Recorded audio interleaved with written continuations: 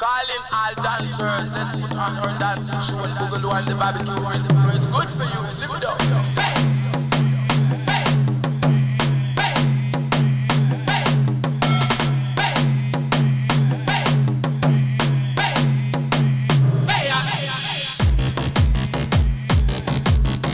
All right. Welcome to the 796 podcast, brought to you by the Youth Council of the Fort Erie Native Friendship Center.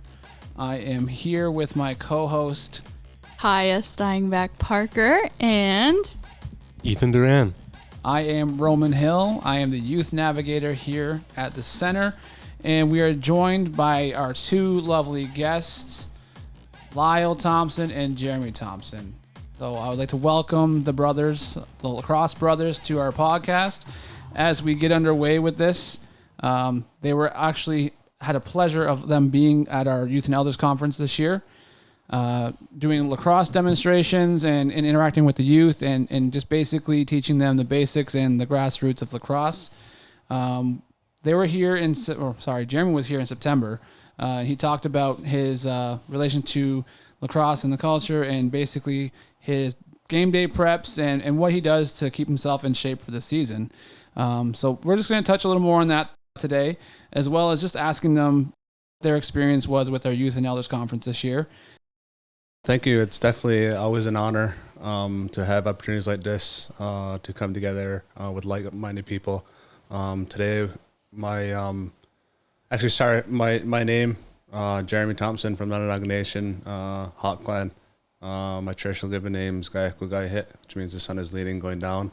The oldest brother of 5 siblings, 4 younger brothers, and then 1 sister. So, yeah, I think today was it was special. It's something always, when it comes to our culture and our aspects and just some of the stuff that we kind of follow up when it comes to just being a small piece to the puzzle. I always feel honored when, get asked to do opportunities like this, and especially obviously being in lacrosse and having a lifetime experience into it, coming up, just playing about 11 years as a professional athlete. And then, before that, it's been ingrained within our family and my dad's family. And so it's been passed down through the line. So I always feel it's near and dear to my heart. And it's always a special moment to kind of come on out and to share my expertise and I guess just some of the things I've learned along the way when it comes to my professional career and then, before that and everything before and after and in between. Scano, Sego, Saguli, hello in all languages. Lyle Thompson here. My own Gahoan name is Dehasanunde. It means he's flying over us. First, I just like to say, I think it's really cool.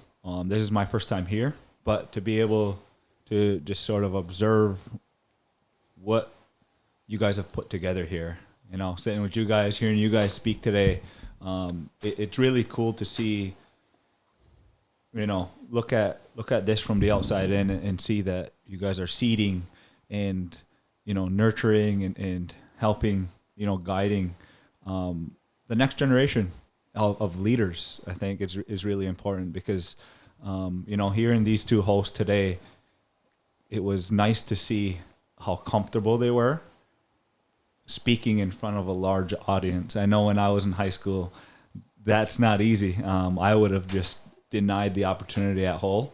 So, I think that's really cool, and I think it's important to sort of just shine light on that because, there's a lot of opportunity out of it, but there's a lot of hope just by watching it.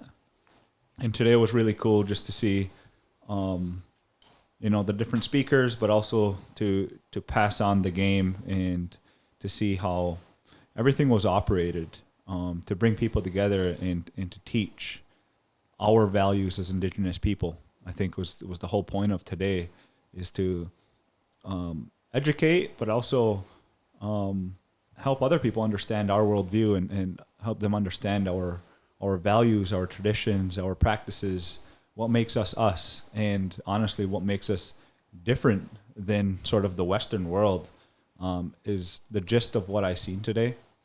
So it was really good to see, the youth come in and to really coach them at a youth level, at a grassroots level, and grow the game of lacrosse, because we know how important it is to us.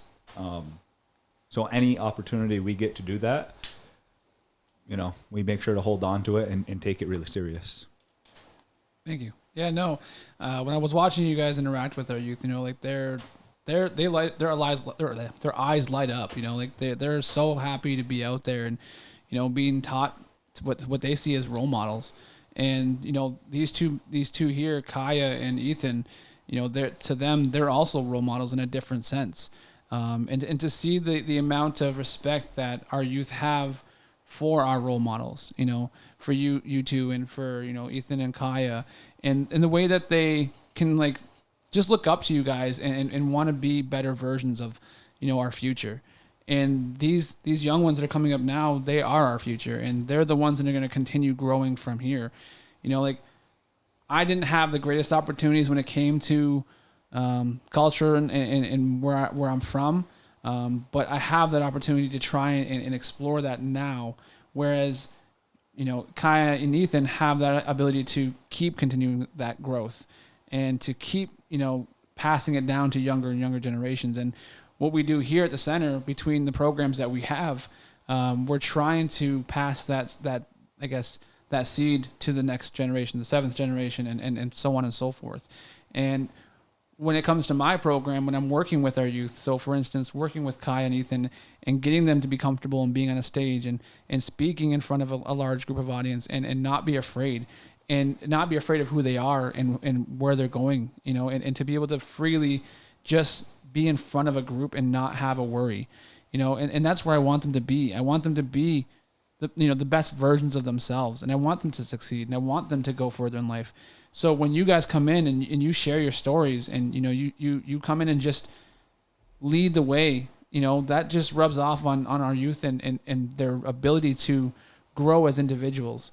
And I'm really excited that you did come down, you came here, you took your time out of your busy schedule, because I know you're both playing for the Swarm, and you guys are in the middle of your season, coming off back-to-back wins, and you're coming in here and you're taking time out of your time. That's a busy schedule.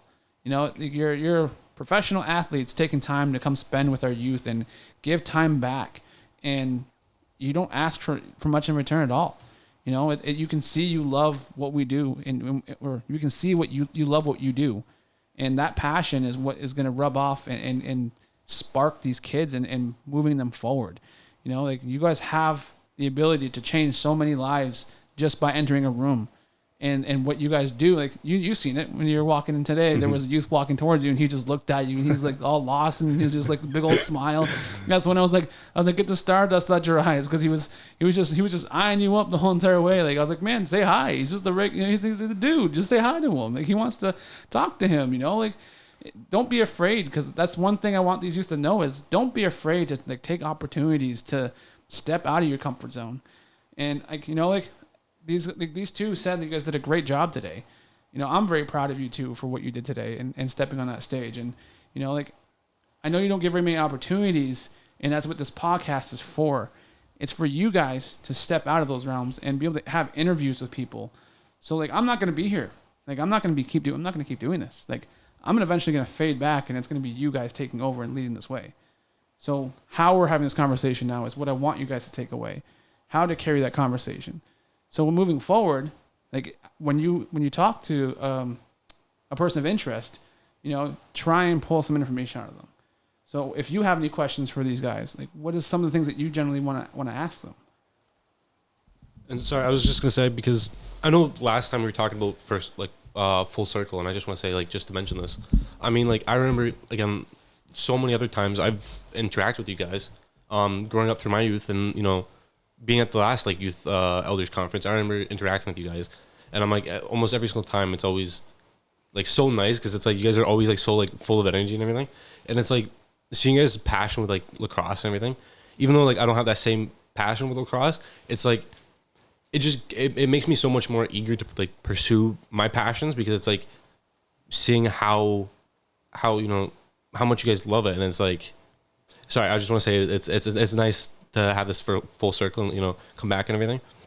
And I mean, actually, I guess I have a question for you guys. I mean, how much has lacrosse impacted you guys? Yeah, I mean, I'll take that one. Lacrosse was sort of, going back to, I guess, I don't want to say my identity, but my purpose. Lacrosse was what I found that made me feel happy. And I knew it was my passion. I knew for sure that it was my passion, because your passion is something that makes you happy. At a young age, I didn't know it was my purpose, but now reflecting back, I'm able to see that it was my purpose, because yes, your passion makes you happy, but your purpose is doing what makes you happy to make others happy. So that's what I live to do now. Whether it's this youth and elders conference, or growing the game at a grassroots level, or working with stuff we do with our foundation, or just playing professional lacrosse. You know what I mean? Like, I get to play in front of thousands of people to do what makes me happy. But obviously those people are in those seats for a reason, because they enjoy watching the game. Mm-hmm. So I get that out of it. And I knew lacrosse was my thing as soon as I could walk. I don't have too much memory of that, but I know that there's pictures, and I know that at a really young age, I was buzzing around with a lacrosse stick. So I think when you go back to, what he's talking about is finding yourself and your truth, and really just being you. Mm-hmm. You find that by and just in terms of you guys, like, say you're doing an interview, the easiest thing to do is pick at people's passions. I mean, if you're gonna ask me a question, go into lacrosse, go into my passions, because that's what's easiest for me to talk about. It's very easy for me to go out and play lacrosse and lose track of time. It's not so easy for me to, sit in front of 1,000 people and speak when I was in high school. And it's very easy for, a smoke dancer to go out and dance and just feel free in front of a bunch of people, because that's who they are. That's what they're passionate about. That's what makes them them. So I think, if you're going to ask a smoke dancer about, the way they dance, they'll dive right into it. You're going to ask a lacrosse player, why they play the game, they'll dive right into it. You'll see them be shy outside of it. But, with the camps we do and the interactions we have, I'm able to see a shy little kid pick up a stick and forget everything. Just like he's no longer shy because he's playing. And I see that in all forms of life. I can see it in the dancer. I can see it in the singer. I can see it in the lacrosse player, in the speaker, in the leader. You can just pick it out once you have experience and been around that sort of environment. Yeah, absolutely. I appreciate that advice about the asking about their passion, because I know that, when somebody has that, it's like their whole life, their whole like dreams and hopes and goals. But kind of to shift the conversation, I know that you had talked a little bit about the Thompson Brothers Foundation, so I was wondering if one of you could speak a little bit more about that. You want me to go again? Yeah, I sort of take the lead on a lot of our foundation activities, the stuff we're doing. I think the gist of it, what inspires me with seeing you guys and everything that's happening here is it lines right up with what we do with our foundation. And a lot of people think, For the Future Foundation is about lacrosse and growing the game. And it is. Like, we do like stick grants and equipment grants, and we do camps. But more importantly, it's to serve our next generation. It's to plant seeds and nurture those seeds and help them grow. Because a lot of times what you see with foundations is they're there for, financial support, and they're there for a quick visit, but you never hear from them again. So a huge part of our mission is to be able to go into communities, I guess you could say like less fortunate communities, underserved communities, and help give access to opportunities, which we didn't have a lot of growing up. Yes, we had lacrosse, but we didn't have a lot of opportunities beyond playing, especially in the education sort of circle, and then give access to information, because that's a lot of thing, a big thing that's, I'd say, on the rise, but not where we want it to be within our communities, because you see a lot of kids misguided and head down the wrong road simply because they didn't have the information to guide them in the right direction. It could be something as simple as knowing that you needed to meet NCAA clearinghouse to play college athletics, knowing that you had to get your grades up in ninth grade to, make it easiest for you to be able to take it to the next level, knowing that you have to take SAT and ACTs to get into college. All information they didn't have. We're first generation college, to go off to college within our family. My mother, she dropped out in 8th grade. My father finished high school, and college was never a thought. So it was like they didn't know what was after high school. So with our foundation, a huge part of that, like I said, is going to underserved communities and planting those seeds, but staying and nurturing and putting the right people in place so that that community can have a leader, and that leader can foster another leader, and that leader can foster another leader. And then you have a community of people that have guidance from somebody or something.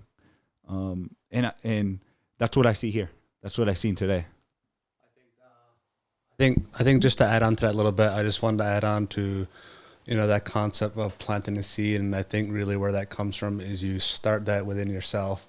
Obviously, as Native, Indigenous people throughout the whole world, Turtle Island, we're all going through a pandemic as far as intergenerational trauma. And I'm firsthand at that, and we all are, really. And I can honestly say and truthfully say that I'm continued to head down this healthy, functional road as far as being this healthy male role model, where in the past I didn't make the best choices. So I think it's really about learning from your mistakes and providing a platform. And I love the idea of planting a seed, because you talk about what it takes to become the best version of yourself. And what does that mean exactly? Is that, like you said, you nurture, you plant that seed, you put the idea of that inspiration. You're just infatuated with this whole concept of idea that you're going to put everything into it. So you're planting that seed, you're going to nurture it, and you're going to continue to build these experiences around it and bring these different people into the puzzle. Obviously, that's like-minded people, you want to kind of say. And you just kind of trust in the fact that you're doing your best and knowing that that higher power is going to put the right people in your place. And I think that's a hard concept to harder said to be said than done. But at the same time, it's just it's kind of getting away from that Western mindset of what was instilled in us right from the beginning was fear. If you think about, these old stories that our people were about, they were confident, they knew that they were it, and they were special. They knew that they had these many bearing gifts as an individual coming into this world. So I think it's really about kind of, to add on to that concept of planting a seed, these different projects that are going on throughout Indian country. And I think that's really what it's all about, is trying to uplift those for the individual and to really to a bigger piece to the puzzle. And that's how I always kind of look at things, is that I'm just a small piece. And that's why I think it's just so important to normalize these things nowadays, and to just simply voicing, being in your truth. Like today, I just had the feeling. It's seeing them do their thing today, and it's inspiring. So as much as that, the youth, it's a reciprocal relationship is the way I kind of look at it. A reciprocal energy. When you're inspired, you see something that you're intrigued by, and you can feel it in many different forms, then why not voice it? What's the least that could happen? So the more and more you practice these good habits, I guess you could say, healthy, functional habits, I think that it's always a good thing, and you can't go wrong with that, because you can always build off of that. And so yeah, I think it's great to obviously, everything that I've reflected off of today and going into this experience and I'm being here today. I just kind of wanted to to thank you for that. I loved the seed analogy. Like, I think that's really beautiful, and it kind of answered a question that I already had before. Just that idea that, like, you know, so many people have this seed planted for their passion, but they don't have the resources, the water, the sun, the air to actually grow.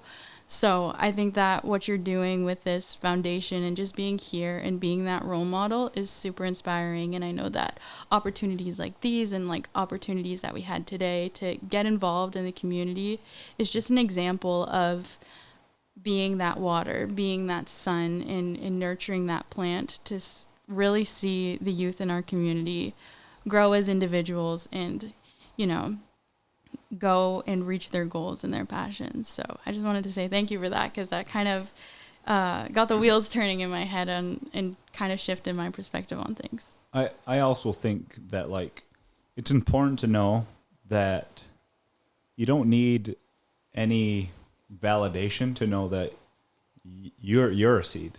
You know what I mean? To know that you were a seed that did something or didn't do something or is doing this big thing, is on this platform. If you're a leader, you're a leader. You know what I mean? Like, you don't need any validation. I don't have to go speak in front of, 3,000 people to prove that I'm a leader. I can just be a leader. I can be a leader in front of my friends. I can be a leader in front of my kids. I can be a leader in front of, the kids I'm teaching at a youth level, or just speaking in this room. It's not a matter of if you're a big seed or a small seed. You're just a seed, and you yourself have to grow, and you yourself have to know that that's just in you. There's no, like, I feel like that's a Western mindset to think that, like, I need validation for something to solidify me as a leader, or whatever it is. As a lacrosse player, I'm just a lacrosse player in one sense, but I'm also, I feel like there's a lot of pressure on some of these youth too, when they feel like, when they get that comparison of, like, am I a big seed or am I a small seed? And sometimes they need that validation because they've never had that opportunity or had that coaching or that encouragement or that water, that sunlight. They've never had that. So when I look at that, like, when you're saying that, it is important, because it is true. We're all the same seed. We, like, you look at a white corn and you look at it, and the seeds are all there, and there's no difference. It's some may be a little bit discolored, and some may be more, actually white corn than the other, but they're all the same, and they all grow the same thing, corn, at the end of the day. And the way that we do this is when you're looking to grow these youth, keeping in mind that everybody has a chance and everybody has an opportunity. It's just seizing those opportunities and taking those moments and having, like I said, these conversations and being able to sit down and pick brains and pick minds and take in the information that's given. Because when you're comparing people and when they say, like, oh, I don't think I have an opportunity here, or I don't think I have this, you're already closed off. You're already counting yourself out. And the way I see you guys carry yourselves is no opportunity, no stone is unturned, and nothing is not, if there's an opportunity, if there's a will, there's a way. And it's like water through cracks. Water's going to find its way through.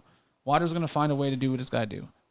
If it's blocked from here and it needs to get here, it's still going to find its way here. That's just the way it's going to flow. It's just the way it's going to go.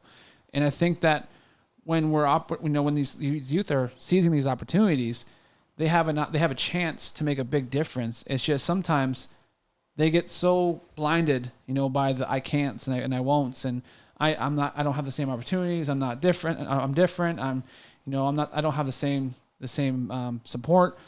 But that's what we're here for. That's what our center's here for. That's what our programs are here for. We're here to support every single youth, regardless if they have the same opportunities or not. We're here to give them those opportunities. They have to understand that we're here, but they have to come to us too. I can't always, we can't always be at every single moment in place and time, but we're here, and that's the thing too, is we're all here. We have these opportunities, and, with my youth here now, this is their opportunity to grow from where they were. Before this opportunity, what were you doing, Ethan? Before here, besides, sorry, the summer camp, I wasn't really doing a whole lot. I mean, I wasn't involved in a whole lot. I was kind of just hanging out. So like, I had to kind of go out of my comfort zone and kind of find these opportunities to put myself in this place and kind of grow myself. I'm like a plant, for example, going back to like the seed analogy, a seed can't grow in, a confined space. You need room to grow. You need to like kind of find the soil to grow in, find the water, find the sunlight, and help grow yourself. You won't grow in some kind of confined box. That's not how plants grow. That's not how a tree grows. So I want to say that, like, the big thing is, finding your soil, finding, your room, and growing. It's your environment. Mm-hmm. Finding your environment. I mean, you'll only grow to the extent of the environment you're surrounded by. So I think when you look at, obviously I don't know your full story, but I think when you look at like you finding a place like this, the reason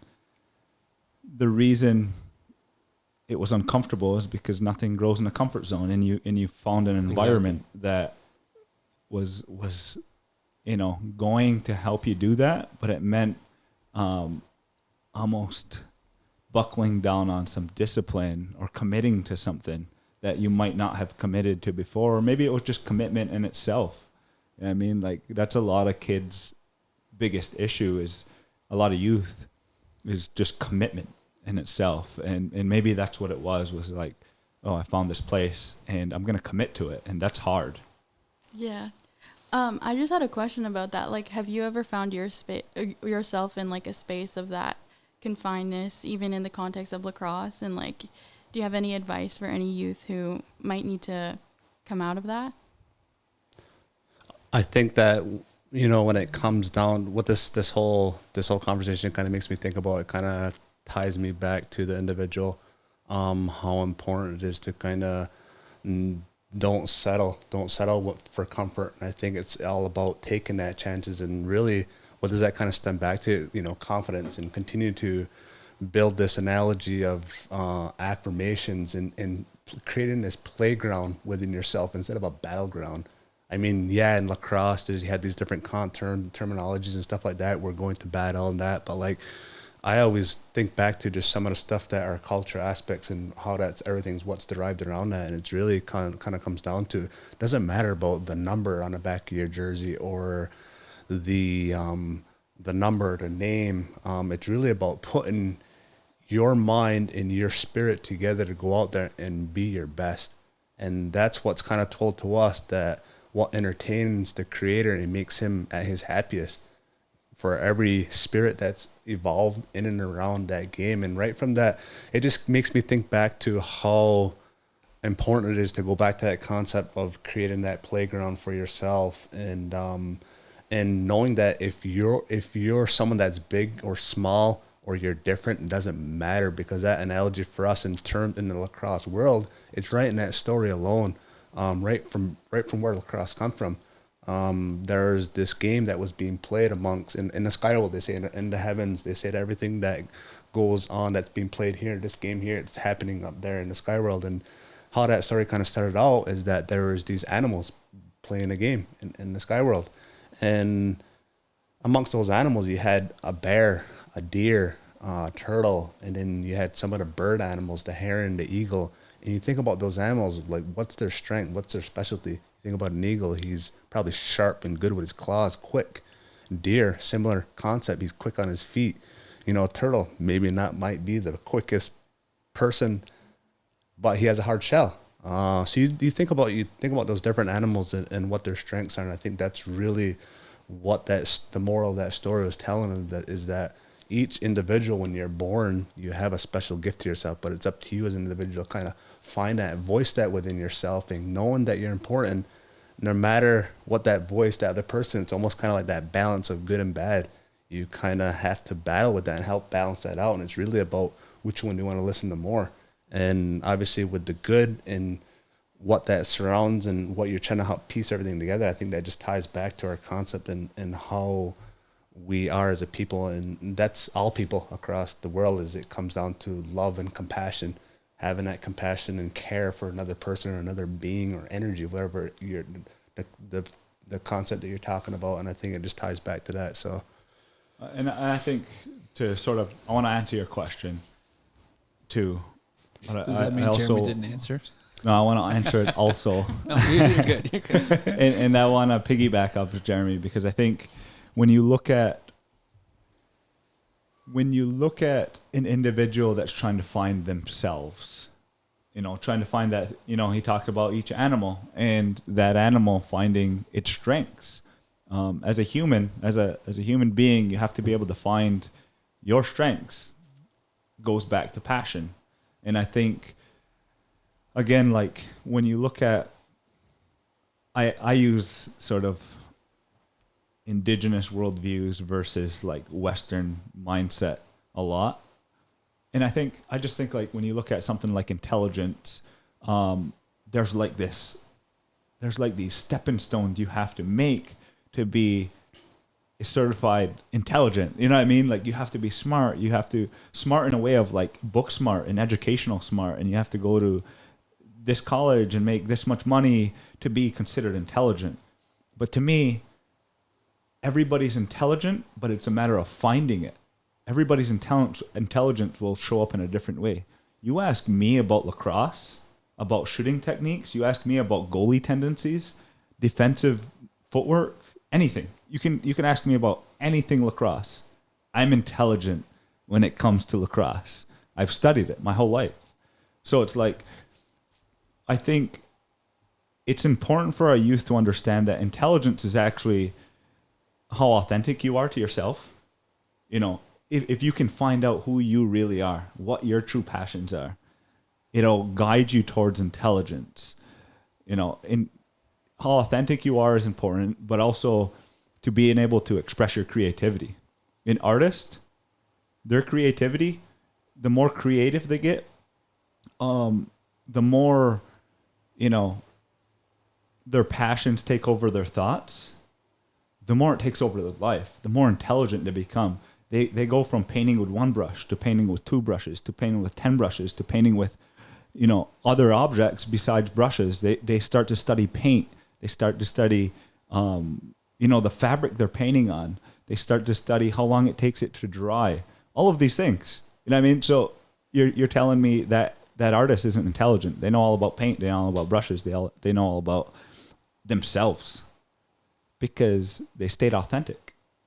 And I think that's really, it's like an important concept for you to understand. It's kind of complex, but it's also not. It comes down to your authenticity, your creativity, and your thoughts. When I look at my passion, I found it. It's not going to stay my passion for the rest of my life. Lacrosse isn't going to stay it, but I found out where my authentic self was. I found out how to be creative within it, and I found out I didn't find it. It just took over me, my thoughts.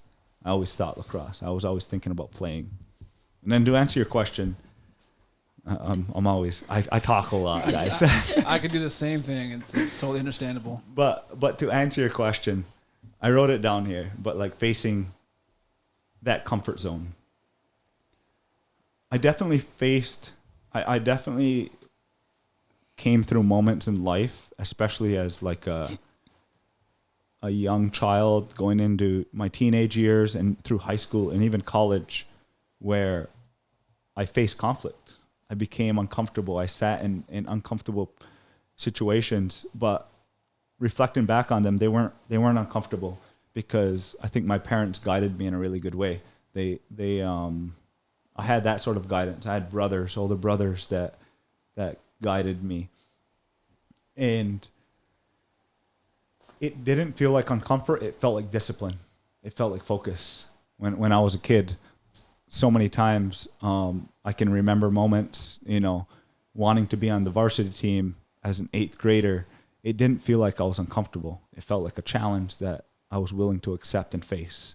It felt like I was in a flow, and it felt like I was disciplined because I was committed. So I think yes, I faced those. And to answer your question, the biggest answer is you have to learn to become comfortable in those uncomfortable positions. You have to start to focus on the optimistic side of it, which is discipline, which is focus. And from there, you know, you'll be able to get through it because, like I said before, nothing grows in the comfort zone. Yeah, you can't be afraid when the water gets deep. You know, you can't be afraid when you can't see the bottom. You can't be afraid to go and, you know, put yourself in a situation that may, you know, not saying put you in harm's way, but make your brain think you're in danger, because your brain is naturally going to try and protect you and tell you, no, I shouldn't do this. No, this is not a good idea. Maybe I shouldn't be here, or maybe I shouldn't go, you know, maybe I shouldn't go to college, and because that's not for me. And reality is, you're just scared to take those chances. And, you know, what you're saying is, don't be afraid to be uncomfortable. And that's a very, very true statement, because myself, like, I thrive when I'm talking to people and when I'm encouraging my youth and when I'm pushing them to be better. But myself, when I was younger, when I was their age, you could not catch me doing any of that stuff. I would be at the back of the room, sitting as far as possible back there, not saying a word, not trying to draw attention to myself. And I was always scared. I was always scared of that. And same thing in lacrosse. I played, you know, since I was 3 years old. And I eventually found out that I would rather be a coach than be a player. And when I was a player, I was always, you know, afraid of taking chances, afraid of taking risks. Even though I was pretty decent, I wasn't bad. But the problem was, I was scared to put the work in. I was scared to start running more often. I was scared to be in shape and do the right things, just because the time and effort it took and to be disciplined. And I didn't have that for myself. But as I got older, I realized, you know what? I'm better at motivating other people to be in that situation. I can preach it, but I should practice it more, which I've started doing a lot more lately. You know, I've started trying to be more accountable for what I am and what I put in my body and the amount of effort it takes and work. And that's the one thing that I feel comfortable doing, is trying to push my youth. And when I listen to you guys speak, you have a lot of those same values of just being able to just believe in yourself and having the faith to get the job done.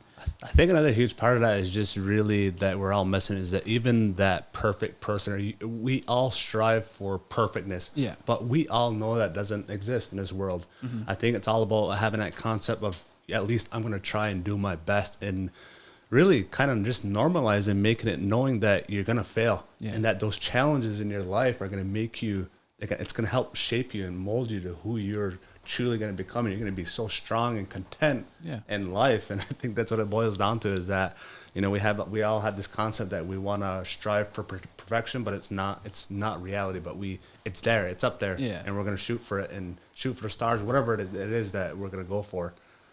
But kind of to go back to a second there, when you were talking about having your brothers and, you know, them being there, you being, was it 6 years older or 5 years older? 5.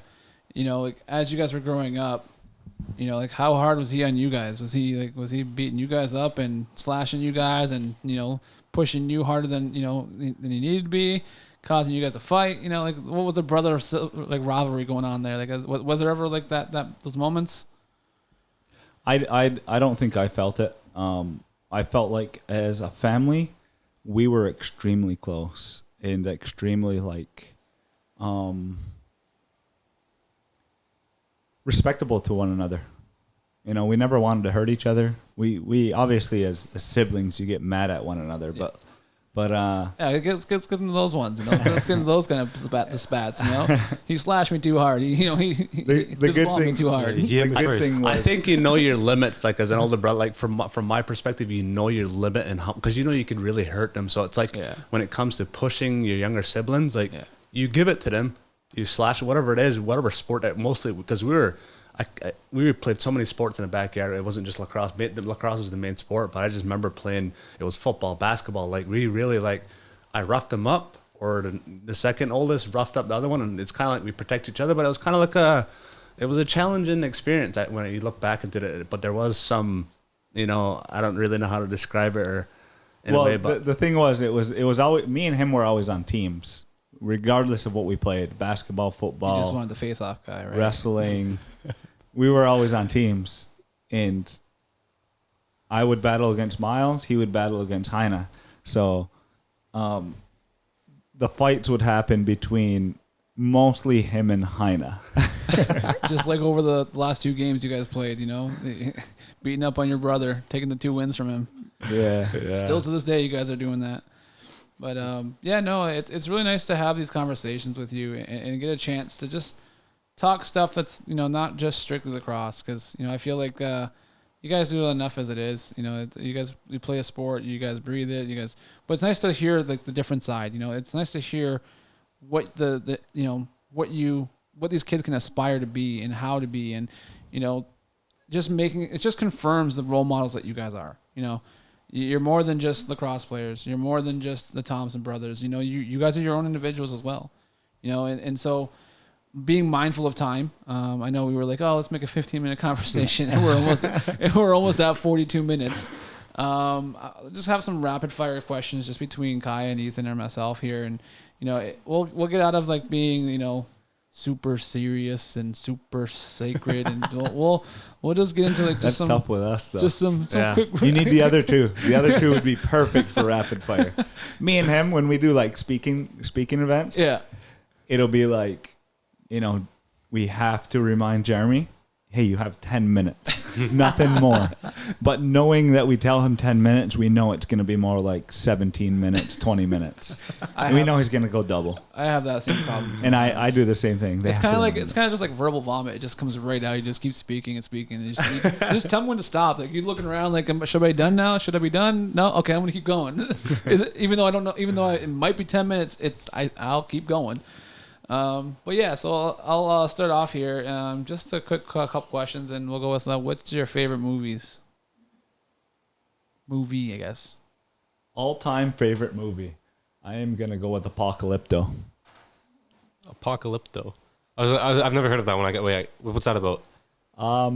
So it's like the Mayans. You have to read the whole movie. That's the only brutal part.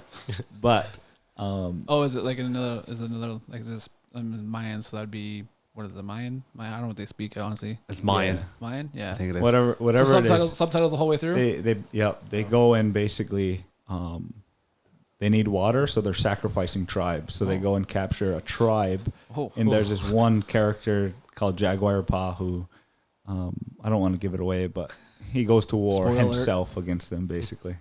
But he takes him into his territory. Sorry, my favorite movie would have to be all time, probably Jungle Book.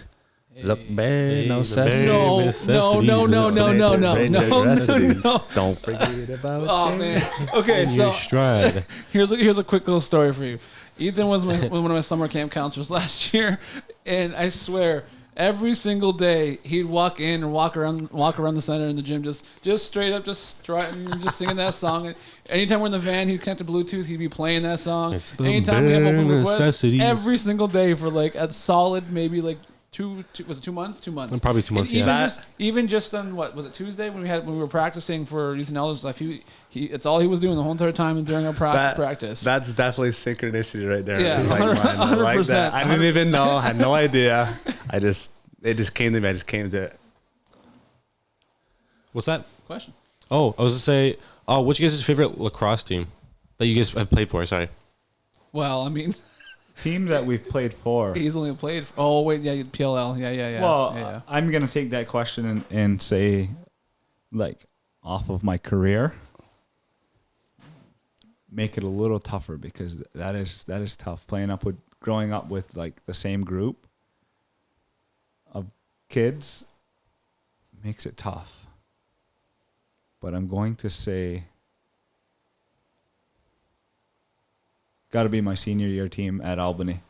Nice. Miles was last year. I kind of had to savor every game. Was that the year that you guys like broke all those records too? Yeah. Yeah. We shared the. Yeah. I figured that'd be the year you like the best. Yeah, it makes sense. My favorite team had to have been my junior year. I'm gonna say the Lafayette. senior team Lafayette in Central. September. Oh, The Masters team in September. the master team's in Niagara. If you say anything else, if you say anything more or less, I'm gonna be very upset. Sorry. Go ahead. Say what you're gonna say.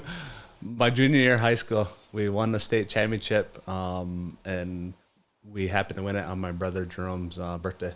Oh, that's pretty cool. My dad was the coach that year. We just kind of seemed to have an unstoppable team that year. We were supposed to win it 3 years in a row because we had won it in my freshman year, and we had the opportunity to win it my sophomore, and then we obviously won it my junior year in high school. So Disappointed. I'm so disappointed, Jeremy. I thought we had something special there. All right, I got our last one. Favorite song? Ooh, like great. California Girls. I thought you were gonna say Bare Necessities. I know. I thought you were. Second favorite. Second favorite. Second favorite. So are we talking like, because this could be like a whole nother hour song conversation. Like, are we talking like favorite song right now, or like No, just like a song, like your all-time. If you had one song to keep on your phone downloaded, but you couldn't keep any other downloaded songs on your phone, it would be this one song. That's what I'm saying. California Girls. You can't go wrong with that one. Every single time it comes on, it's just. Do you ever feel? Wait, no, is that the That's same song? Fireworks. That's Fireworks. Oh boy. That's a pretty good song. I'm gonna say. Well, let's go artist then. Artist? Just one artist you can listen to the rest of your life.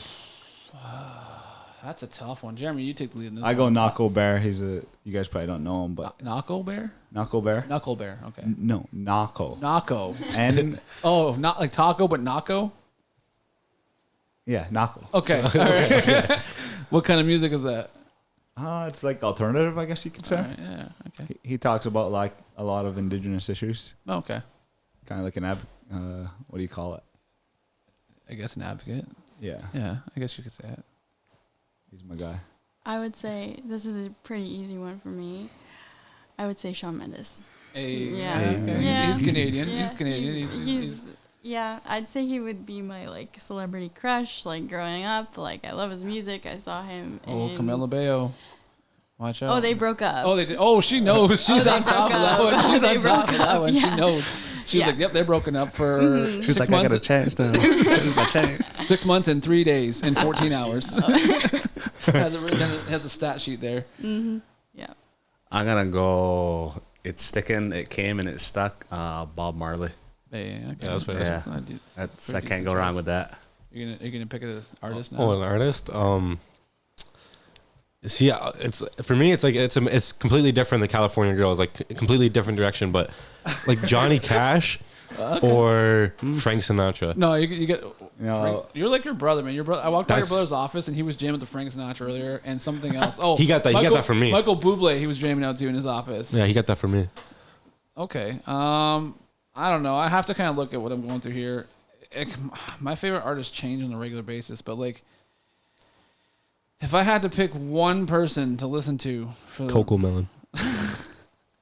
you know what? That wouldn't be that bad of an idea, actually. This is tough for me too because music. I feel like I have a really good passion with it. You know. I just started. I would say in the last 4 years, I'm trying to build up. So this is, but I'm kind of going back a little bit. But see, like I enjoy mainstream a lot, and I really enjoy Drake just because like he has like a lot of good like pump up music and like a lot of good things to get you in the zone. Are you guys Spotify? I guess can we pop another question here? Spotify or Apple? Spotify. Apple. I've been Spotify Apple. for a while. I'm also Apple. I don't Apple know. wins. I just haven't. Apple been, wins. I just haven't been able to get off Spotify. Unless this podcast is on Spotify, then It will be on we would like to say Spotify. It'll be on Spotify and iTunes. It's not going to be Okay. just strictly to one. I hear that Spotify has. I use Spotify for Joe Rogan. That's it.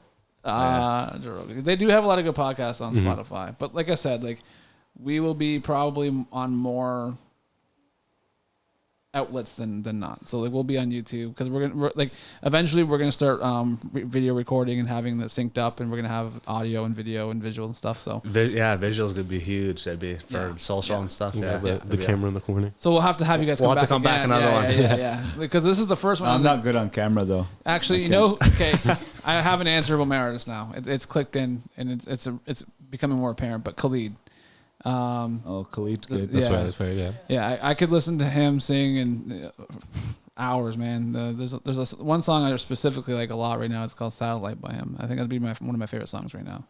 It's an older song from him, but like if I would ever have to pick a concert or someone to listen to, it'd definitely be him. Solid. But yeah. So, thank you for coming on the podcast today, and we appreciate you guys being here for Youth and Elders. I know you got to take a phone call here too soon.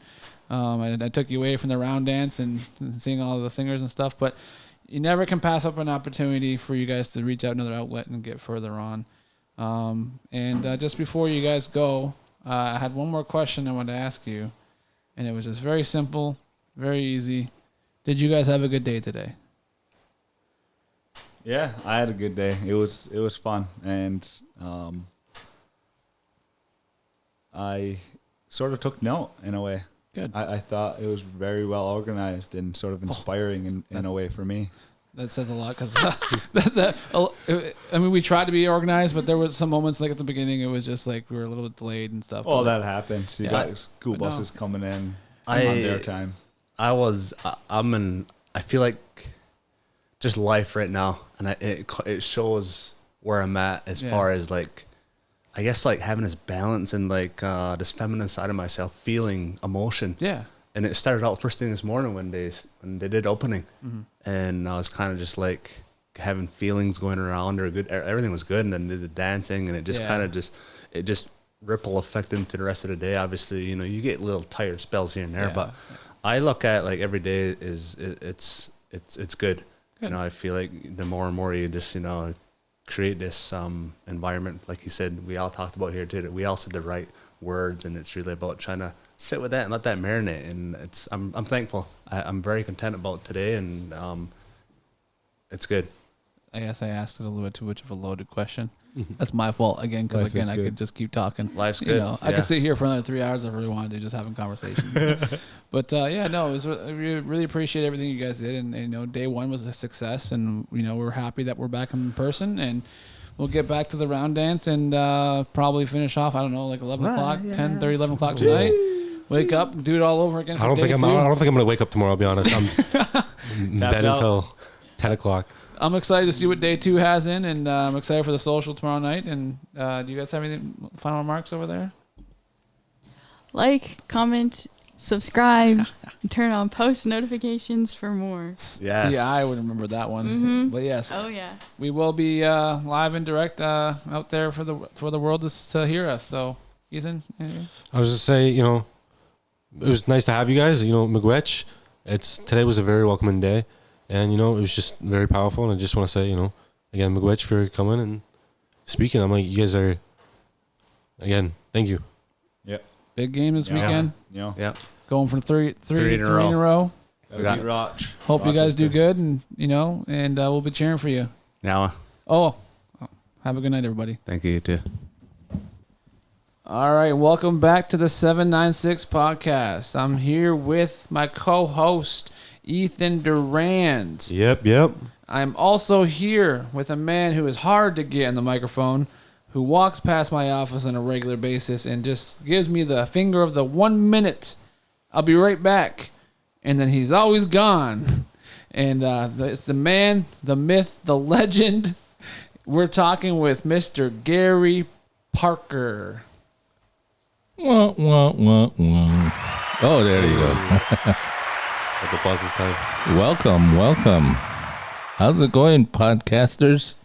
Oh, we're running on fumes, but we're getting ready for the round dance social tonight.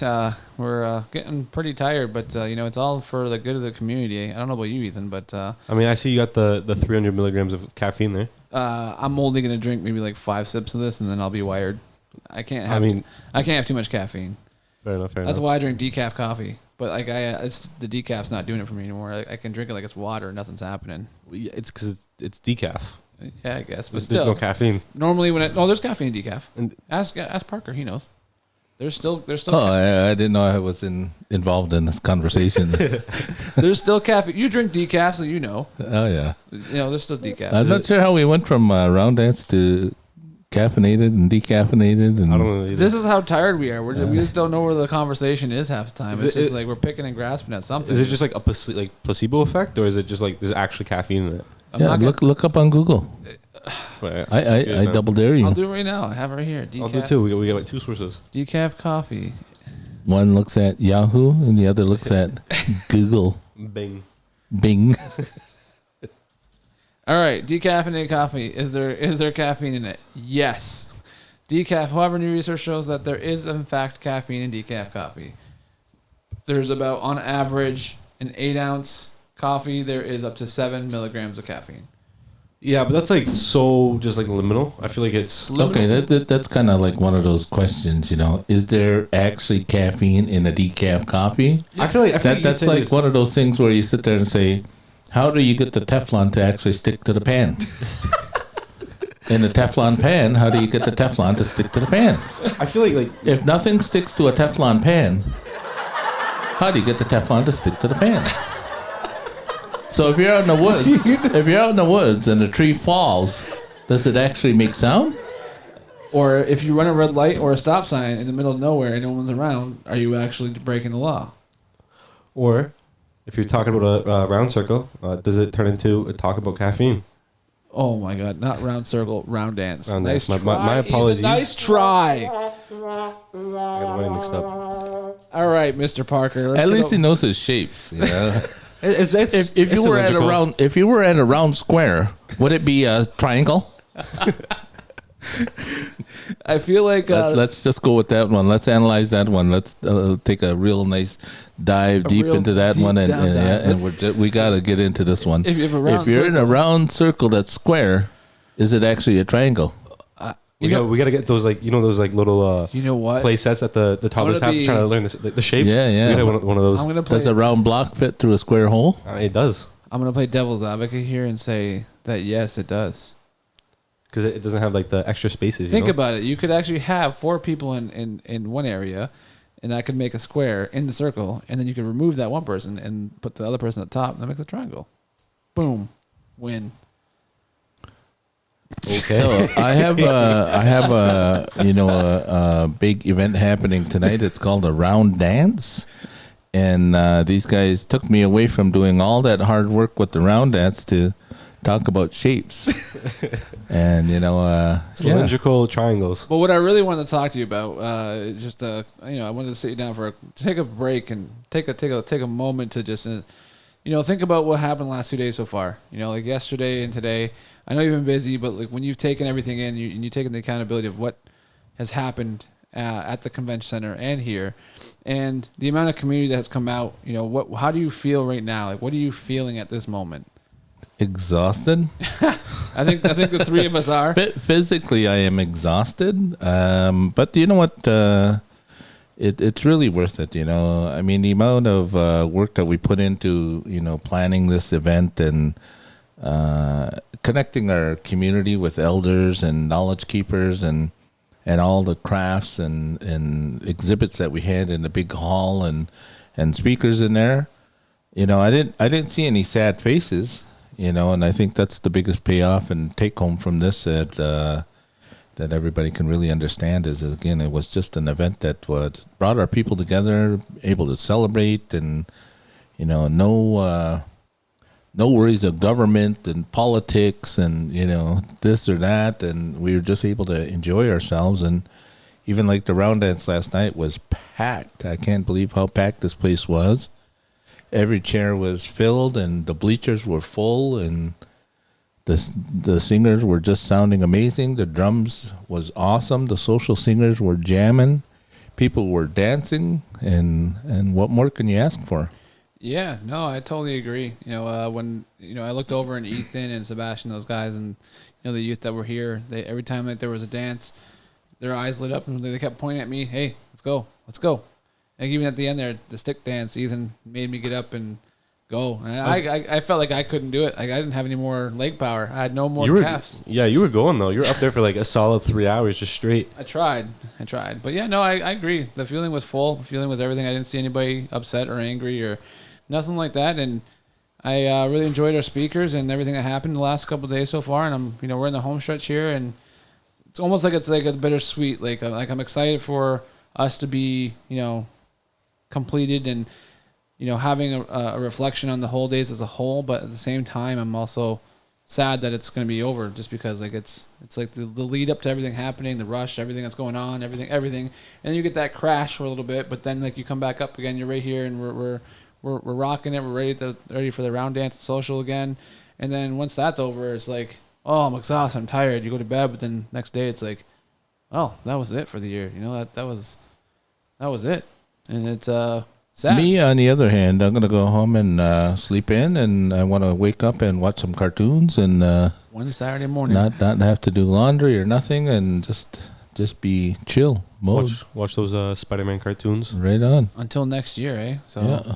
but yeah, no, we won't keep you too long. I just wanted to get you a check-in and see how you're feeling because we wanted you to be a part of our first podcast here. We wanted you to be a part of what we're doing and what we're building here, and you're going to be a regular on our shows too. And it's just really exciting to see where everything is growing and how everything's going, and just the flow of the youth and elders. And you know, we'll talk about the powwow and we'll talk about youth and elders again once everything's said and done. But I just wanted to get that check-in with you and see where you're at and see how you're feeling. And you know, I know you're ready for the round dance and the social and ready to get dancing again. And hopefully the weather didn't deter anybody from coming in, because snow does get intimidating for some people. But I feel like we're still gonna have a pretty decent crowd tonight. Well, people got to remember it's still winter. Yeah, snow tires, You're just coming out of it. chains, spikes. Get your Sleds. get your tread on. Snow dogs. Let's go.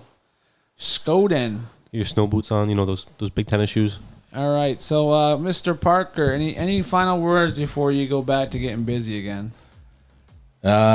Just get involved with your local friendship center if you want to get involved in this kind of work. And youth, stay busy. Come on out to youth council. Don't sit around and say, "Oh, I ain't got nothing to do," when there's always something to do. We have a ton of stuff to do now. We're getting rolling here. So, thank you, Mr. Parker, and let's get dancing. Skoden.